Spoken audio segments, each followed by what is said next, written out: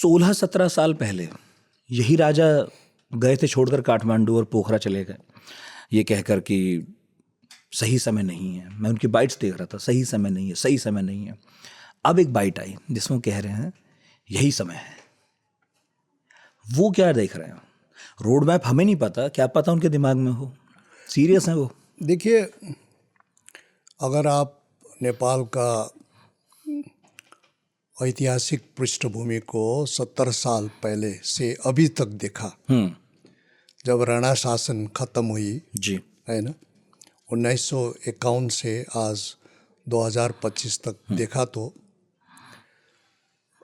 राज का जो वंश था, राजा का जो वंश था, उसमें सबसे कमजोर, उसमें सबसे माने the weakest I will tell is king Gyanendra. अच्छा।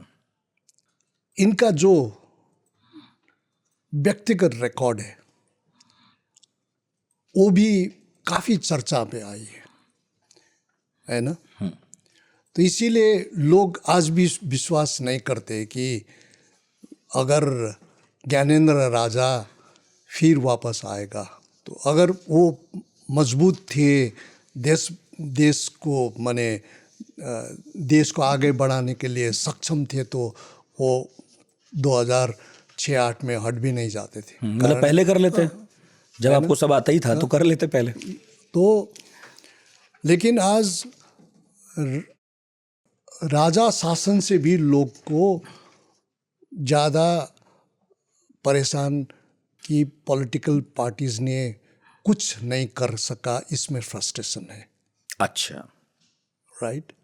अगर पॉलिटिकल पार्टीज ने अभी जो जिस तरह का पॉलिटिकल पार्टीज है, इनका जो काम करते, कार्य करते, राजनीतिक कार्यक्रम करते, जिस तरह का करप्शन है, जिस तरह का देश को राष्ट्र का विदेश नीति है ना, वो सब अगर इस 6 महीने, 10 महीने, 1 साल, 12 साल के अंदर हम ये करेंगे और ये तय करेंगे बोल के एक नया लीडरशिप आ गया, नया सोच लेके, और नया क्षमता वाला लीडरशिप आ गए, एजुकेटेड लीडरशिप आ गए, तो मुझको लगता है राज शासन का जो पुनर्बहाली का जो सवाल है वो स्टेडीली घट भी जाएगा। क्योंकि लोग को पता है कि राज शासन सिर्फ नाम के लिए होगा, क्योंकि उसमें जो राजा ज्ञानेंद्र है, राजा ज्ञानेंद्र ने अपना क्षमता प्रदर्शन पहले भी किया था, लेकिन कुछ सबको पता चला था कि इस तरह का,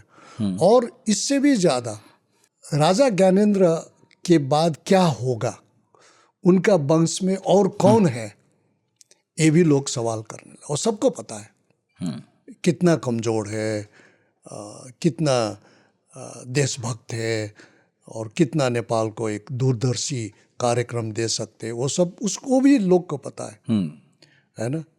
लेकिन देखिए, एक बात तो मानना पड़ेगा, जब तक राज शासन था, राष्ट्र में राजनीतिक स्थिरता, सामाजिक स्थिरता और सांस्कृतिक जो विकास थी वो द्रुत गति से हो रहा था।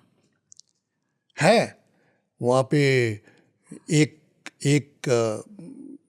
दृष्टि, आप एक माने पक्ष में आप ब्राह्मण और क्षत्रिय है, और राजा के साथ मिलके ये किया वो किया, और जितने भी जनजाति, राय, लिंबू, तामंग, गुरुंग, शेरपा, भोटे, जितने भी मंगर वगैरह जितने भी, उनको काफ़ी जानबूझ के इन लोगों को पीछा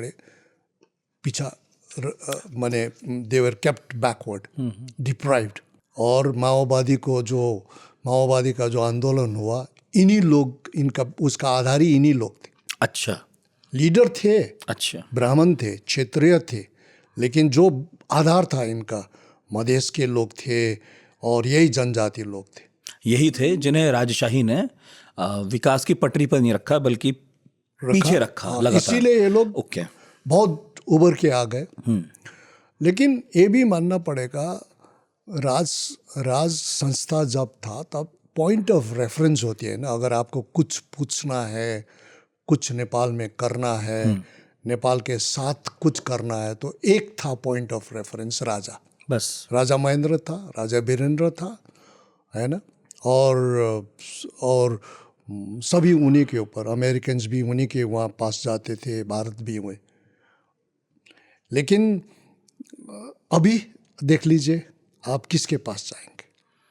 हर एक 3 महीने में, हर एक 6 महीने में सरकार चेंज 13 सरकारें बदल चुकी हैं। हाँ, और सरकार भी देखिए कोई विचारधारा वाला सरकार नहीं है, कोई माने दूरदर्शी सरकार नहीं, ये दावपेच की सरकार है ना। आप कितने, अगर ए कॉम्बिनेशन किया, ए परम्यूटेशन किया, हम स्टैटिस्टिक्स में बोलते हैं ना, तो ये कॉम्बिनेशन इससे कितना महीना आगे बढ़ेगा, 6 महीना, 10 महीना, 12 महीना।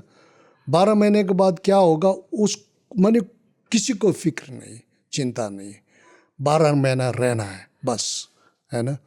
तो इस स्थिति में लोग चाहते एक संस्था हो जो राष्ट्र को आगे बढ़ाए, राष्ट्र का छवि को वापस लाए, ये सब करने में। इसीलिए डिबेट काफ़ी माने it is not a very concentrated debate. एक लोग के पास there are so many things, एक चाइनीज़ है, उनका अपना दृष्टिकोण है, अमेरिकन्स का अपना, हमारी राष्ट्र भारत का अपना दृष्टिकोण है इसके बारे में। तो अब आज डिफ्यूज्ड है, कॉम्प्लिकेटेड और कॉम्प्लेक्स है। माने इसको क्या बोलते हैं, इसको एक ऐसा स्थिति है कि एक कड़ी उठाने से कुछ भी नहीं हो सकता इसमें।